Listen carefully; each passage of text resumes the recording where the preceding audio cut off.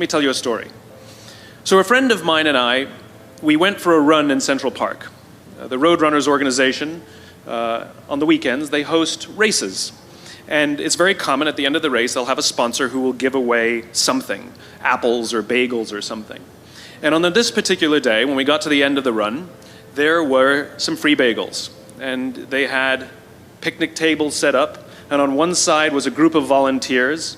On the table were boxes of bagels, and on the other side was a long line of runners waiting to get their free bagel.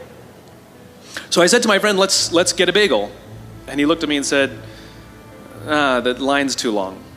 And I said, free bagel. And he said, I don't want to wait in line.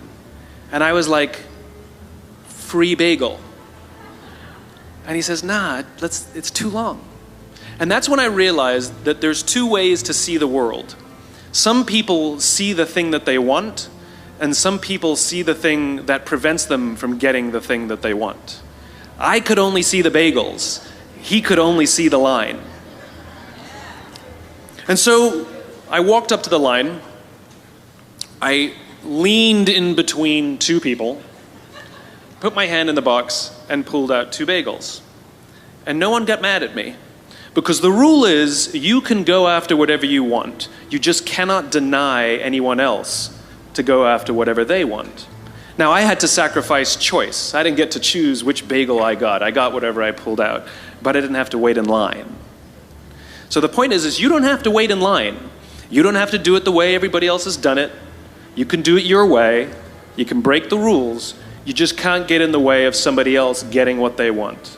That's rule number one. Performing under pressure, whether it's me or anybody else, is the same. You know, I have the same pressures as anyone else. There's time, there's performance, there's financial. I mean, there's deadlines. My pressures are not unique.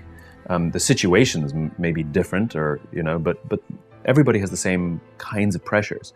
But what I found, or what I find fascinating, is the interpretation of the stimuli. Let me explain. So I was watching the Olympics, this last Summer Olympics, and I was amazed at how bad the questions were that the reporters would ask all the athletes. And almost always, they asked the same question, whether they were about to compete or after they competed. Were you nervous, right? And to a T, all the athletes went, no, right? And what I realized is it's not that they're not nervous, it's their interpretation of what's happening in their bodies. I mean, what happens when you're nervous, right? Your heart rate starts to go, you sort of get a little tense, you get a little sweaty, right? You have expectation of what's coming, and we interpret that as, I'm nervous. Now, what's the interpretation of excited? Your heart rate starts to go, you're anticipating what's coming, right? You get a little sort of like tense. It's all the same thing. It's the same stimuli. Except these athletes, these Olympic quality athletes, have learned to interpret the stimuli that the rest of us would say as nervous as excited. They all say the same thing. No, I'm not nervous. I'm excited. And so I've actually practiced it just to tell myself when I start to get nervous that this is excitement. Yeah. And so I used to speak in front of a large audience, and somebody would say, how do you feel? I used to say, a little nervous. Now when somebody says, how do you feel? I'm like, really excited, actually. And it came from just sort of telling myself, no, this is excitement. And it becomes a little bit automatic later on. But it's kind of a remarkable thing to deal with pressure by interpreting what your body is experiencing as excitement rather than nerves. And it's really kind of effective. It makes you want to rush forwards rather than pull back, and yet it's the same experience. I talk to so many smart, fantastic, ambitious, idealistic, hard-working kids, and they're right out of college, they're in their entry-level jobs, and I'll ask them, how's it going? And they'll say, I think I'm gonna quit. And I'm like, why? They say to me, I'm not making an impact. I'm like, you've been here 8 months, right? They treat the sense of fulfillment or even love like it's a scavenger hunt, like it's something you look for. My millennial friends, they've gone through so many jobs. They're either getting fired, it was mutual, or they're quitting because they're not making an impact, or they're not finding the thing they're looking for, they're not feeling fulfilled, as if it's a scavenger hunt. Love, a job you find joy from, is not something you discover. It's not like, I found love. Here it is. I found a job I love. That's not how it works. Both of those things require hard work. You are in love because you work very hard every single day of your life to stay in love. You find a job that brings you ultimate joy because you work hard every single day to serve those around you, and you maintain that joy. It's not a discovery. But the problem is the sense of impatience. It's as if an entire generation is standing at the foot of a mountain. They know exactly what they want. They can see the summit. What they can't see is the mountain. This large, immovable object. That doesn't mean you have to do your time. That's not what I'm talking about. Take a helicopter climb, I don't care, but there's still a mountain. Life, career fulfillment, relationships are journeys. The problem is, this entire generation has an institutionalized sense of impatience, and do they have the patience to go on the journey to maintain love, to feel fulfilled, or do they just quit and on to the next, dump and on to the next, ghost and on to the next? In the 18th century, there was something that spread across Europe and eventually made its way to America called puerperal fever, also known as the Black Death of childbed. Basically what was happening is women were giving birth and they would die within 48 hours after giving birth. This Black Death of childbirth was the ravage of Europe, and it got worse and worse and worse over the course of over a century. In some hospitals, it was as high as 70% of women who gave birth who would die as a result of giving birth. But this was the Renaissance. This was the time of empirical data and science, and we had thrown away things like tradition and mysticism. These were men of science, these were doctors. And these doctors and men of science wanted to study and try and find the reason for this Black Death of childbed, and so they got to work studying, and they would study the corpses of the women who had died. And in the morning they would conduct autopsies, and then in the afternoon they would go and deliver babies and finish their rounds. And it wasn't until somewhere in the mid-1800s that Dr. Oliver Wendell Holmes, father of Supreme Court Justice Oliver Wendell Holmes, realized that all of these doctors who were conducting autopsies in the morning weren't washing their hands before they delivered babies in the afternoon. And he pointed it out and said, "Guys, you're the problem." And they ignored him and called him crazy for 30 years. Until finally somebody realized that if they simply washed their hands, it would go away. And that's exactly what happened. When they started sterilizing their instruments and washing their hands, the Black Death of childbed disappeared. My point is, the lesson here is, sometimes you're the problem. We've seen this happen all too recently with our new men of science and empirical studiers and these men of finance who are smarter than the rest of us until the thing collapsed. And they blamed everything else except themselves. And my point is take accountability for your actions. You can take all the credit in the world for the things that you do right, as long as you also take responsibility for the things you do wrong. It must be a balanced equation. You don't get it one way and not the other. You get to take credit when you also take accountability. I spoke at an education summit for Microsoft. I also spoke at an education summit for Apple. At the education summit for Microsoft, I would say that 70% of the executives spent about 70% of their presentations talking about how to beat Apple. At the Apple Education Summit, 100% of the executives spent 100% of their presentations talking about how to help teachers teach and how to help students learn. One is playing this way, and one is playing that way. One is playing finite, and the other one is playing infinite. Guess which one gets frustrated. So at the end of my talk at Microsoft, they gave me a gift. They gave me the new Zune when it was a thing. And let me tell you, this thing was spectacular. It was the most elegant piece of technology I'd ever used. The user interface was incredible. The design was spectacular. I absolutely loved it. It was easy to use, and it was bright and gorgeous and fantastic. It didn't work on iTunes, which is a different problem, so I couldn't use it, but it was amazing. And elegant. My God, it was elegant. So I'm sitting in the back of a taxi with a very senior Apple executive, sort of employee number 12 kind of guy. And, you know, I like to stir pots. So I turned to him, I said, you know, Microsoft gave me their new Zune. And it is so much better than your iPod Touch. And he turned to me and he said, I have no doubt. Conversation over.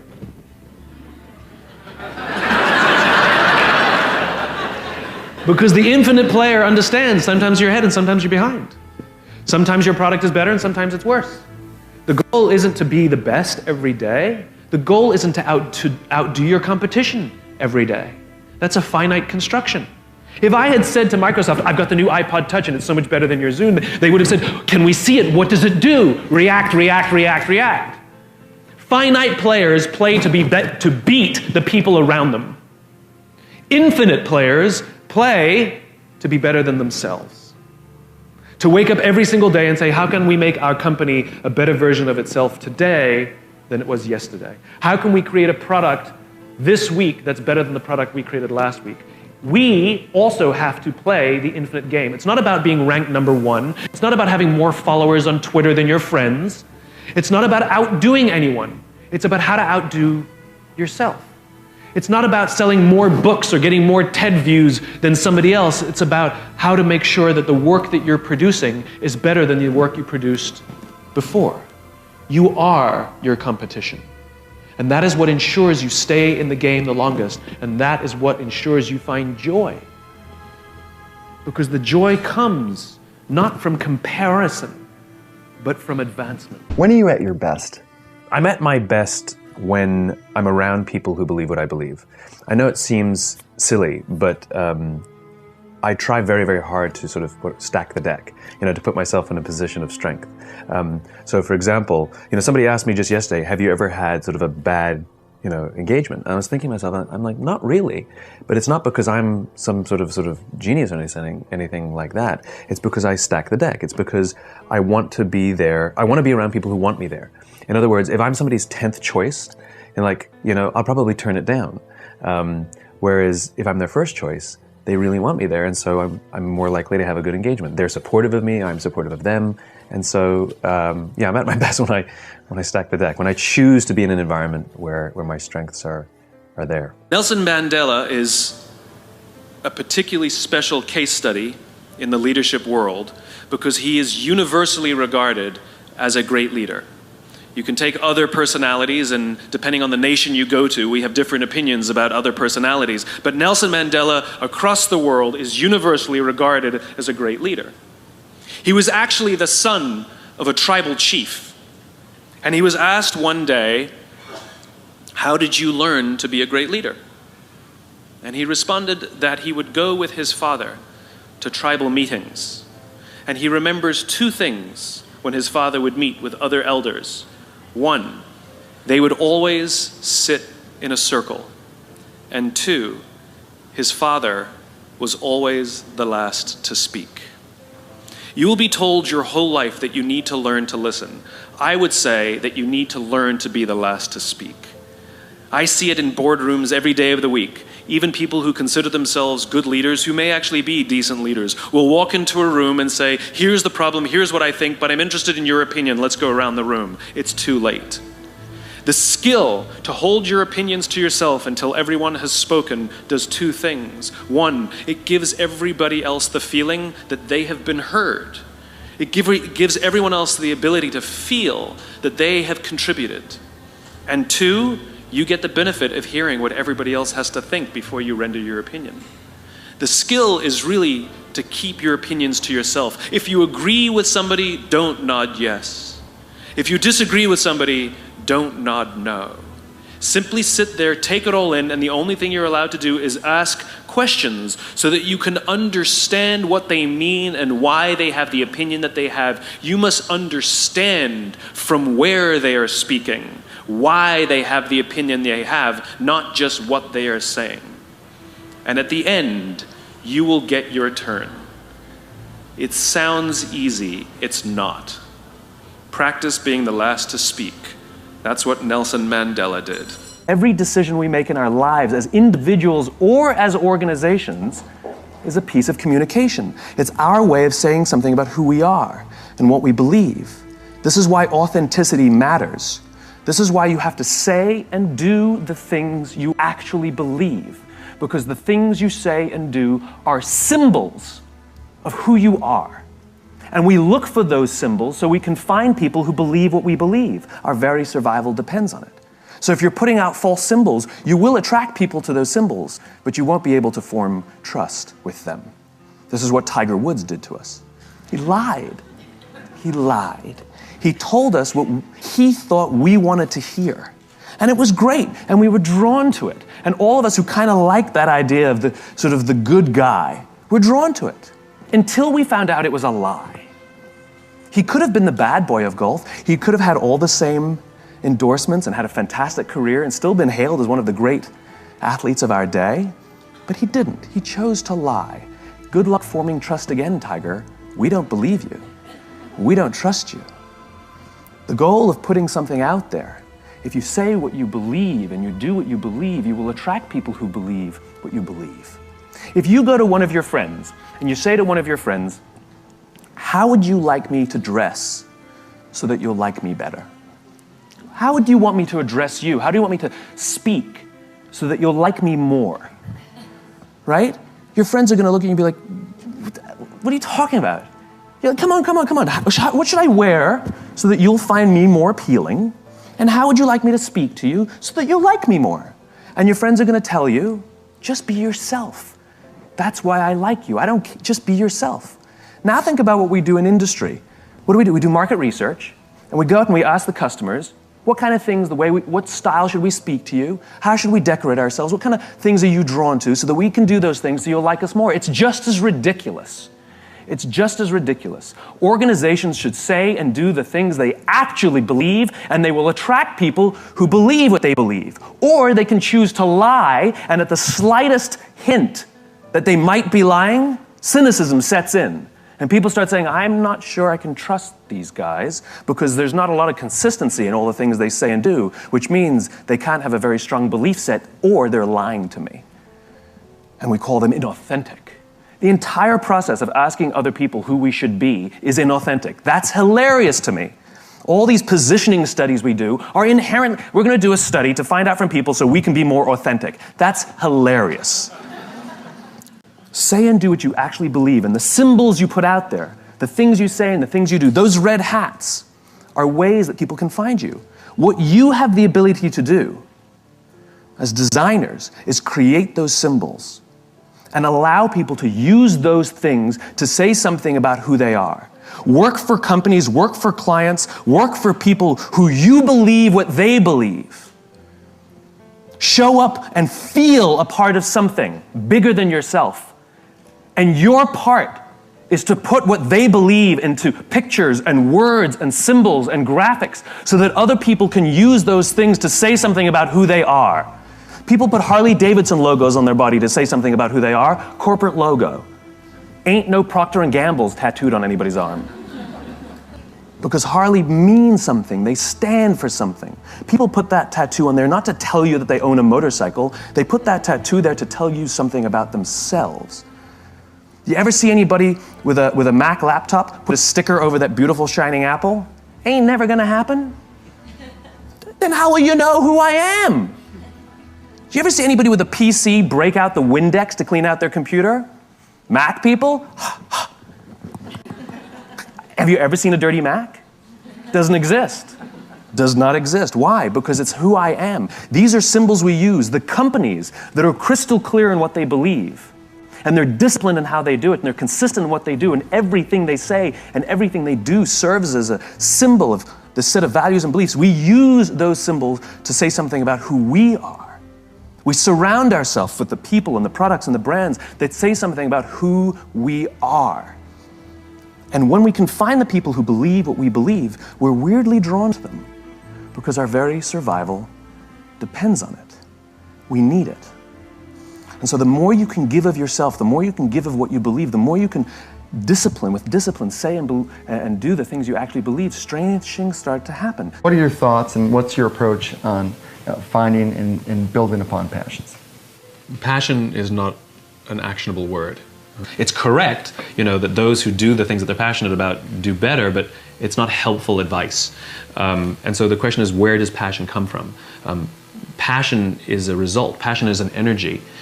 Passion is the feeling you have when you're engaged in something that you love. Passion is the feeling you have that you would probably do this for free, and you can't believe somebody pays you to do it.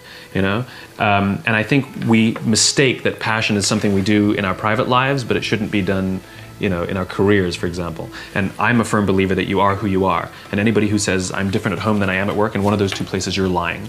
And the goal is to make everything you do in home and at work something that you have excitement to do. So how do you find the things that you're excited to do? Well, it's actually easier than you think.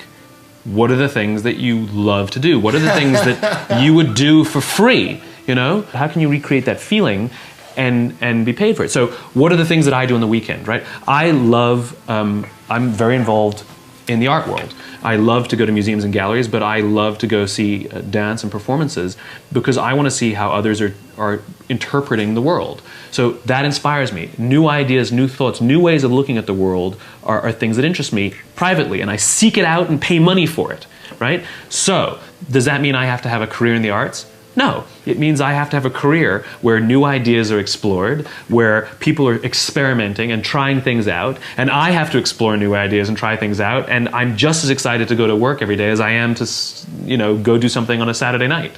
And so the idea of finding your passion is ironically simple because you should be doing stuff that you enjoy sometimes. What is the stuff that you enjoy, and then what is the stuff that you love? Who are the people that you love, and what do they all have in common? How do you explain when things don't go as we assume? Or better, how do you explain when others are able to achieve things that seem to defy all of the assumptions? For example, why is Apple so innovative? Year after year after year after year, they're more innovative than all their competition. And yet, they're just a computer company. They're just like everyone else. They have the same access to the same talent, the same agencies, the same consultants, the same media. Then why is it that they seem to have something different? Why is it that Martin Luther King led the civil rights movement?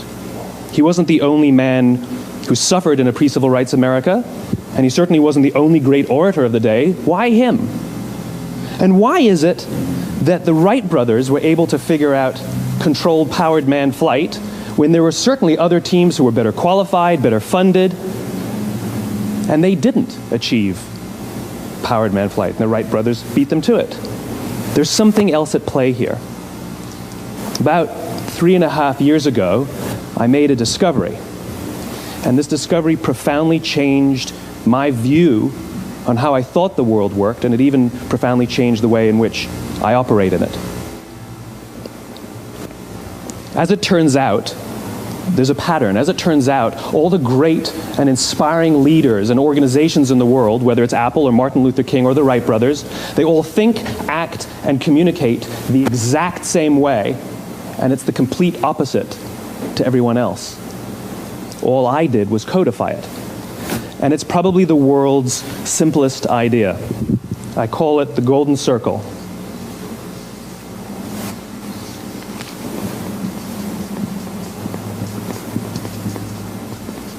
Why, how, what?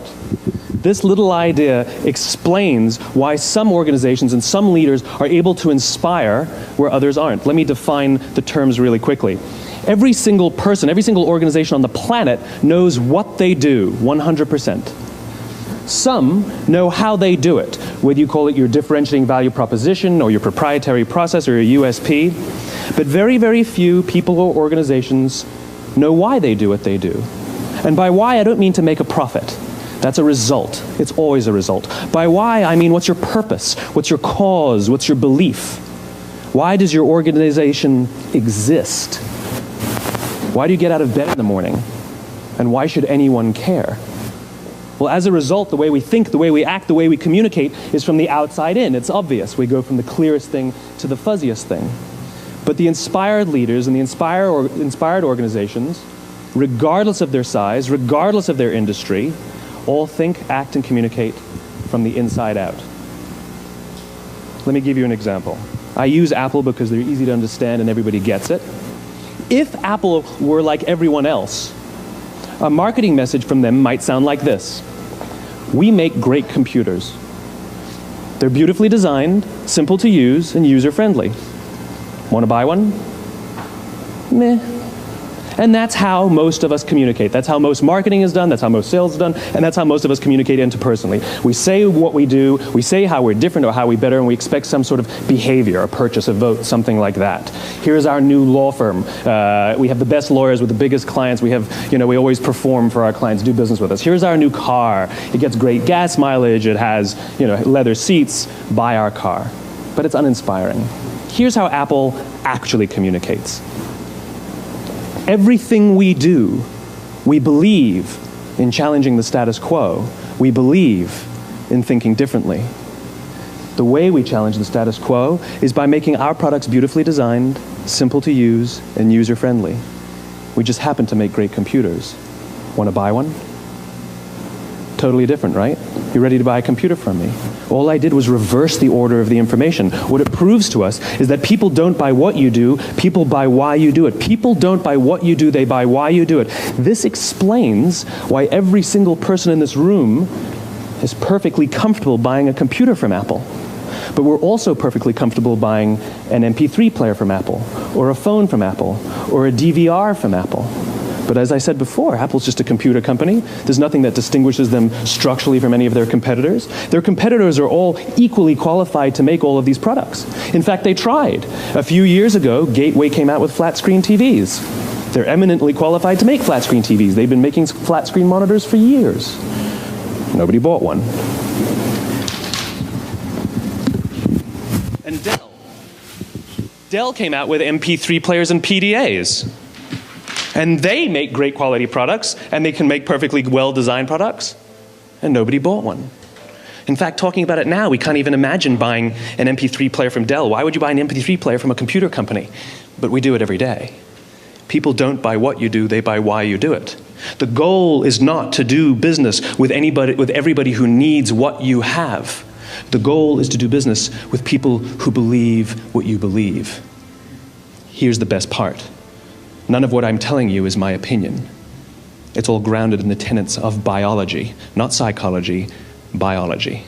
If you look at a cross-section of the human brain, looking from the top down, what you see is the human brain is actually broken into three major components that correlate perfectly with the golden circle. Our newest brain, our Homo sapien brain, our neocortex, corresponds with the what level. The neocortex is responsible for all of our rational and analytical thought and language. The middle two sections make up our limbic brains, and our limbic brains are responsible for all of our feelings, like trust and loyalty. It's also responsible for all human behavior, all decision-making, and it has no capacity for language. In other words, when we communicate from the outside in, yes, people can understand vast amounts of complicated information like features and benefits and facts and figures. It just doesn't drive behavior. When we communicate from the inside out, we're talking directly to the part of the brain that controls behavior, and then we allow people to rationalize it with the tangible things we say and do. This is where gut decisions come from. Sometimes you can give somebody all the facts and your figures, and they say, I know what all the facts and details say, but it just doesn't feel right. Why would we use that verb? It doesn't feel right. Because the part of the brain that controls decision-making doesn't control language. And the best we can muster up is, I don't know, it just doesn't feel right. Or sometimes you say you're leading with your heart, or you're leading with your soul. Well, I hate to break it to you, those aren't other body parts controlling your behavior. It's all happening here in your limbic brain, the part of the brain that controls decision-making and not language. But if you don't know why you do what you do, and people respond to why you do what you do, then how will anybody How will you ever get people to vote for you or buy something from you, or more importantly, be loyal and want to be a part of what it is that you do? Again, the goal is not just to sell people who need what you have. The goal is to sell to people who believe what you believe. The goal is not just to hire people who need a job. It's to hire people who believe what you believe. I always say that, there's if you hire people just because they can do a job, they'll work for your money. But if you hire people who believe what you believe, they work for you with blood and sweat and tears. And nowhere else is there a better example of this than with the Wright brothers. Most people don't know about Samuel Pierpont Langley. And back in the early 20th century, the pursuit of powered man flight was like the .com of the day. Everybody was trying it. And Samuel Pierpont Langley had what we assume to be the recipe for success. I mean, even now, you ask people, why did your product or why did your company fail? And people always give you the same permutation of the same three things. Undercapitalized, the wrong people, bad market conditions. It's always the same three things. So let's explore that.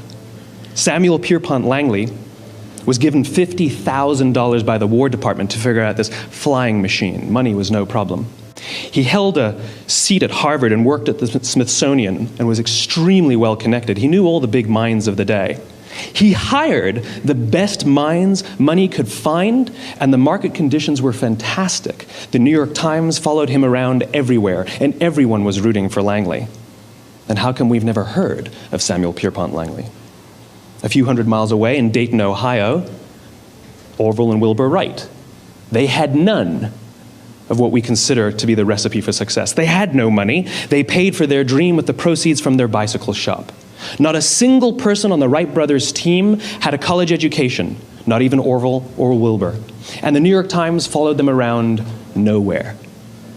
The difference was Orville and Wilbur were driven by a cause, by a purpose, by a belief. They believed that if they could figure out this flying machine, it'll change the course of the world.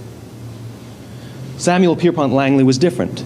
He wanted to be rich, and he wanted to be famous. He was in pursuit of the result. He was in pursuit of the riches. And lo and behold, look what happened. The people who believed in the Wright brothers' dream worked with them with blood and sweat and tears. The others just worked for the paycheck.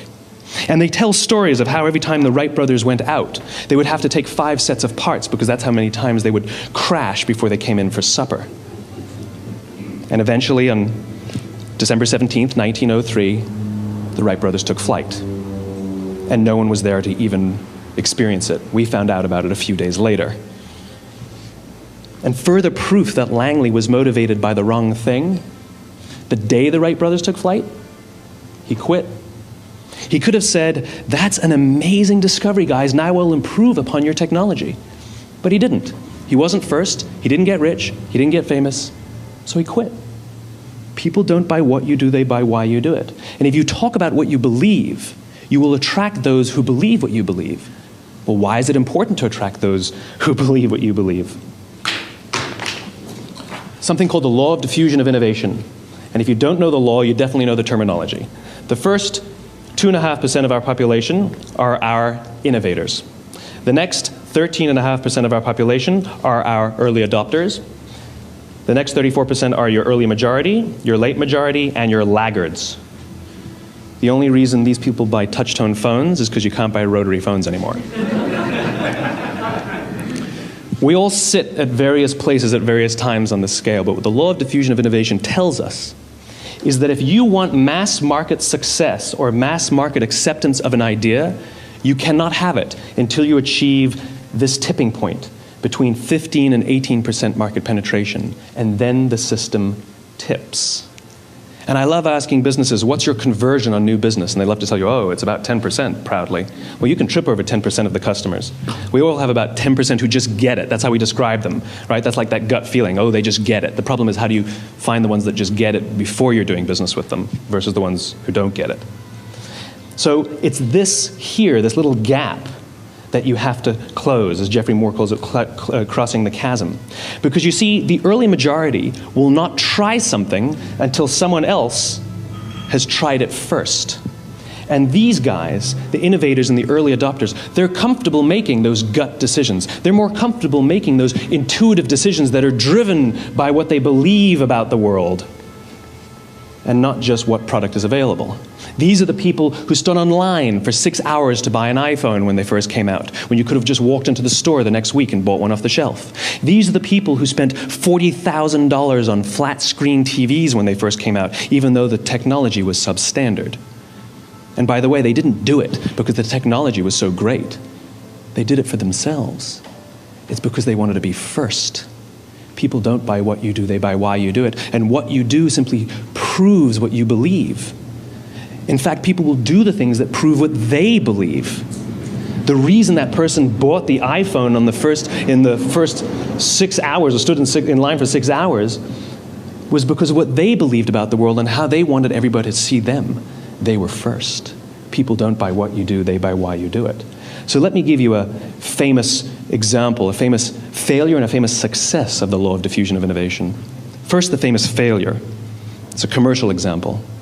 As we said before a second ago, the recipe for success is money and the right people and the right marketing conditions, right? You should have success then. Look at TiVo. From the time TiVo came out about 8 or 9 years ago to this current day, they are the single highest quality product on the market. Hands down, there is no dispute. They were extremely well funded. Market conditions were fantastic. I mean, we use TiVo as a verb. I TiVo stuff on my piece of junk Time Warner DVR all the time. But TiVo is a commercial failure. They've never made money. And when they went IPO, their stock was at about $30 or $40 and then plummeted, and it's never traded above 10. In fact, I don't think it's even traded above 6, except for a couple of little spikes. Because you see, when TiVo launched their product, they told us all what they had.